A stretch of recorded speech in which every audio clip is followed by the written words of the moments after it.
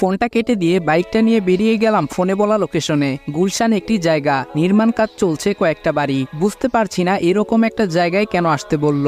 একটু এগিয়ে যেতেই দুটো লোক এসে আমার মাথায় বন্দুক ঠেকিয়ে একটা বাড়িতে নিয়ে গেল।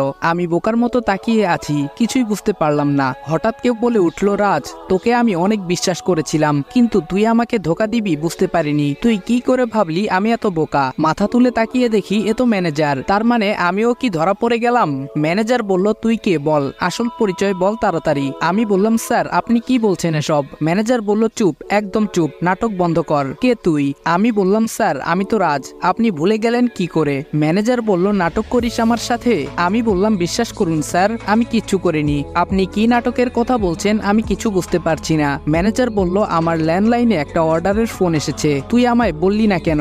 এই রে, এ তো মহা মুশকিল। যতটা বোকা ভেবেছিলাম ততটা বোকা নয়। ম্যানেজার বলল, এই হারামির বাচ্চা, কথা বল। আমি বললাম, স্যার বিশ্বাস করুন আমি কিছু করিনি। আমি ফোনটা কেটে যাওয়ার পর আপনাকে ফোন দিয়েছিলাম, কিন্তু ঢোকেনি। পকেট থেকে ফোনটা বের করে ম্যানেজারকে ফোনের টাইম আর তারিখ দুটোই দেখাই। ভাগ্য ভালো সেদিন ম্যানেজারের নাম্বারে দুবার কল করে রিং হওয়ার আগেই কেটে দিয়েছিলাম। আমি বললাম, স্যার বিশ্বাস করুন আমি কাজের চাপে পরে আপনাকে জানাতে ভুলে গেছিলাম। আমায় এবারের মতো মাফ করে দিন স্যার, জীবনেও আর এমন ভুল করব না। ম্যানেজার বলল, তাহলে সেখানে কারা গিয়েছিল? আমি বললাম, কোথায় স্যার? ম্যানেজার বলল, যেখানে যাওয়ার কথা ছিল। যাক গে, বাদ দে, এই তোকে লাস্ট সুযোগ দিলাম, কিন্তু আবার যদি প্রমাণ পাই তুই এসবের পিছে কলকাঠি নাড়ছিস তাহলে কিন্তু জানে মারা পড়বি। আমি বললাম, স্যার আপনি আমায় বিশ্বাস করতে পারছেন না? আমি কেন আপনার ক্ষতি করব, যে আপনি আমার এত বড় উপকার করলেন? স্যার আমি আপনাকে আমার বড় ভাইয়ের মতো সম্মান করি, আর আপনি আমায় এভাবে ভুল বুঝতে পারলেন, খুব কষ্ট লাগলো স্যার। মন জয় করার জন্য তেল মাখা যাকে বলে। ম্যানেজার বলল, হ্যাঁ রাজ, আমিও তোকে অনেক ভরসা করি, কিন্তু তুই যদি কাউকে না জানাস তাহলে কি করে কেউ পৌঁছবে সে জায়গায়? আমি বললাম, একটা প্রশ্ন করব স্যার? ম্যানেজার বলল, হ্যাঁ বল। আমি বললাম, কি এমন জিনিস আছে স্যার যার জন্য আপনার এত চিন্তা? ম্যানেজার বলল, ও কিছু না, এত কিছু তোর জানার কোনো প্রয়োজন নেই, যা বাসায় চলে যা। চোরের মতো এড়িয়ে গেল কথাটা, কিন্তু কোনো লাভ নেই ব্রো। আদিবের হাত থেকে বেশি দিন পালিয়ে বাঁচা অসম্ভব। ওখান থেকে ছাড়া পেয়ে সোজা বাসায় চলে এসেছি। নিজের রুমে যাব অমনি কেউ পেছন থেকে নাম ধরে ডাকলো। আমি বললাম, জি। মা বলল, তোমার সাথে দুটো কথা ছিল, একটু সময় হবে তোমার? আমি বললাম, জি বলুন, আমি শুনছি। মা বলল, আর তো মাত্র 12 দিন বাকি, তারপরেই আমাদের মেয়ে আরিশফার বিয়ের তারিখ ঠিক করা হয়েছে। আমি বললাম, তো?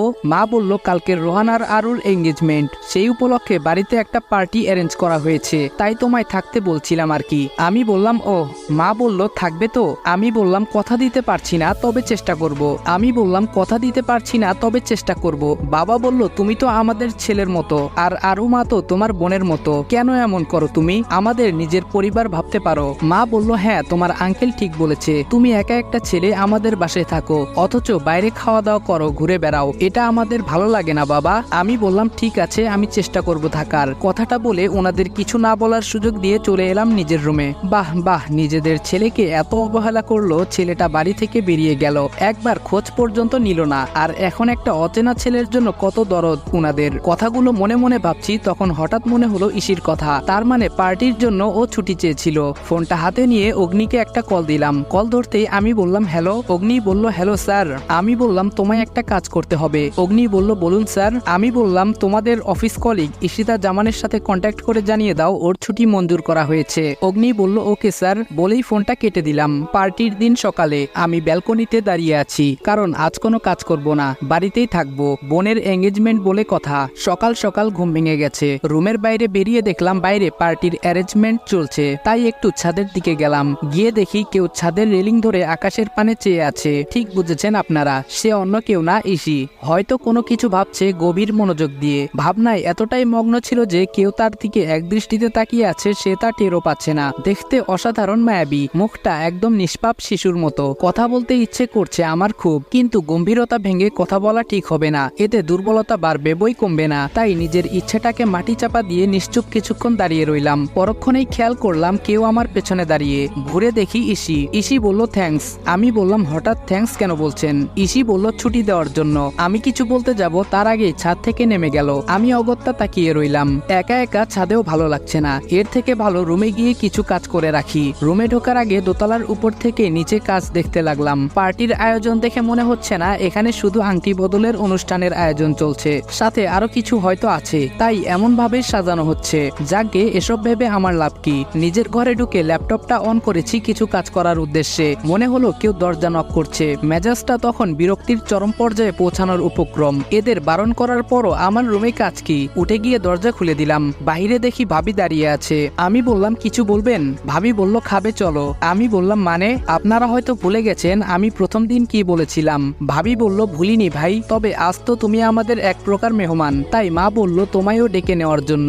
আমায় আর কিছু বলতে না দিয়ে ভাবি বলল তাড়াতাড়ি এসো, নিচে সবাই বসে আছে। আজব, কেউ আমায় কিছু বলার সুযোগ কেন দেয় না? আমাকে কি মানুষ মনে হয় না? নিজেদের কথা বলে চলে যায়। তবে ভাবির কথাগুলো ঠিকই, আমি তো আজকে এদের মেহমান হয়েই বাসায় আছি, তাই এক প্রকার বিরক্তি নিয়ে নিচে নেমে এলাম নাস্তা করতে। এসে দেখি ভাইয়া ভাবি মা বাবা আর ইসি সবাই আছে, সাথে নিউ মেম্বার। এদের আমি চিনতে পারছি না, হবে হয়তো কোনো রিলেটিভ।